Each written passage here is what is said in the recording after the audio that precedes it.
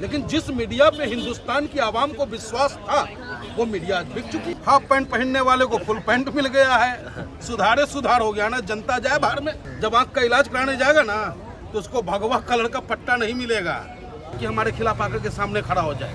कहाँ से अब बिलबिला के निकलने लगा है। बाबा साहब अम्बेडकर ने जो हमें ताकत दिया है उसका पूरा इस्तेमाल करेंगे इस सरकार के खिलाफ। आप सोचे कि सिर्फ पड़ोसी का बेटा ही भगत सिंह बने और आपका बेटा इंजीनियर बन जाए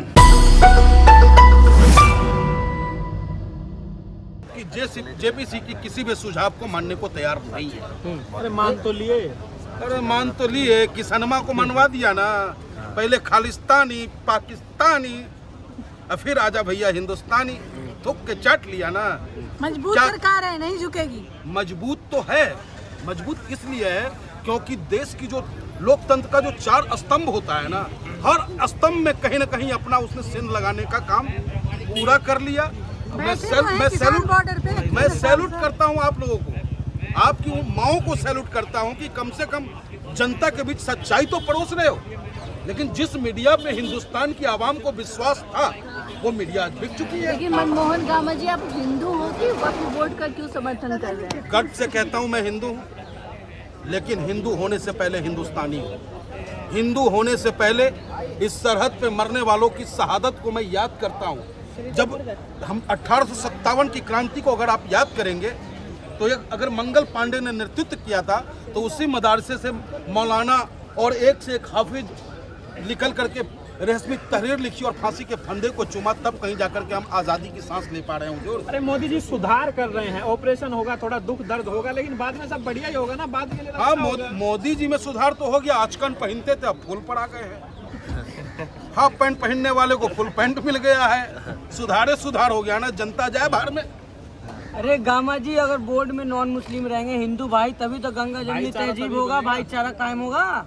उसी में कहे रहेगा, सिख मतलब कमेटी में कहे नहीं रहेगा, हिंदू धार्मिक न्यास बोर्ड में कहे नहीं रहेगा। के साथ है तभी तो भाईचारा बना हुआ है। अब बिल्कुल हम हैं। मेरा नेता अच्छा, मेरा नेता तो सच्चा, मेरा नेता 5 वक्त का नमाजी। मैं अपने भगवान को टाइम से पूजा करता हूँ, टाइम से मानता हूँ। मेरा नेता भी जो है टाइम से पूजा और नमाज करते हैं, पूजा भी करते हैं। अब पूजा इबादत करना। लेकिन गामा जी रोजा रखते हैं, हम क्यों रोजा रखेंगे? आ रहा है नवरात्रि 30 तारीख को, प्रतिपदा के। अब आज से ही आपको बधाई देते हैं।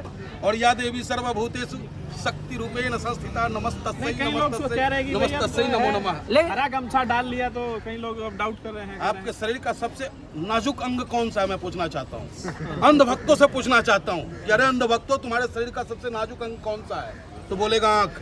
जब आँख का इलाज कराने जाएगा ना तो उसको भगवा कलर का पट्टा नहीं मिलेगा। यही हरा कलर आपको सुकून देगा और देश की खूबसूरती, देश की शांति, अमन चैन के लिए हरा कलर का होना बहुत जरूरी है। लेकिन गामा जी, जिस तरह से हिंदूवादी संगठन कह रही कि हम इसके जो है समर्थन में जो प्रदर्शन करेंगे, अगर ये लोग विरोध कर रहे हैं वक्फ बिल का, तो देखो ये सरकार की पॉलिसी है। किसकी ताकत है कि हमारे खिलाफ आकर के सामने खड़ा हो जाए? कहाँ से अब बिलबिला के निकलने लगा है। तो सरकार चाहता है कि हम और हिंदू संगठन क्या डर है आपको? अगर संशोधन बिल से क्या डर है आपको? कमाले करते हैं, सारा रामायण खत्म हो गया, सीता जी किसकी घर वाली ही पते नहीं है। क्या मुख्य डर है आपको जिससे आपको लग रहा है खतरा है? अरे जबरदस्ती आप थोप रहे हैं, जबरदस्ती आप मजिस्ट्रेट के अंडर में हमको भेज रहे हैं। अरे मजिस्ट्रेट के अंडर में हमको भेज दिए आप। 2 हिंदू रहेगा, एक महिला रहेगा, उसमें वो जबरदस्ती ठोक दिए आप। तो ये सब क्या है? तो मान लिया ना, तो सारी मांगे मान ली है। टेबल तो होने दीजिए, संसद में आने तो दीजिए, तब पता चलेगा ना क्या है। आपके माध्यम से हिंदुस्तान की आवाम से मैं अपील करूंगा कि भैया ये सरकार एक एक करके सबको तोड़ रहा है। जब छात्र महंगाई के ऊपर, शिक्षा के ऊपर बात करता है तो उससे अलगाववादी गैंग और टुकड़े टुकड़े गैंग का करके अलग करने का कार्य करता है। जब देश का अन्नदाता अपनी वाजिब मांग को लेकर 3 काला कानून के खिलाफ सड़कों पे उतरता है तो उसे खालिस्तानी और पाकिस्तानी कह करके संबोधित करने का काम करता है। जब देश का पढ़ा लिखा छात्र जब एग्जाम पेपर लीक हो जाता है और उसको लेकर के जब वो धरना प्रदर्शन करना चाहता है तो ये सरकार उस पर लाठी चार्ज। तो सरकार के पास बहुमत है, नीतीश कुमार है, चंद्रबाबू नायडू है, चंद्रबाबू नायडू हो या हमारे पलटू चाचा हो, लेकिन उनको फिर कुर्सियां पर आना है ना तो बिहार में बटनवा दबाना होगा। एक बार अलट पलट हो जाएगा। अभी तक तो वो पलटे हैं, बिहार की जनता पलट जाएगी। कहाँ जाएगी? तो क्या कर लेंगे अगर पास उड़ेगा, अगर पतंग उड़ेगा। बिल पास हो गया तो क्या कर लेंगे?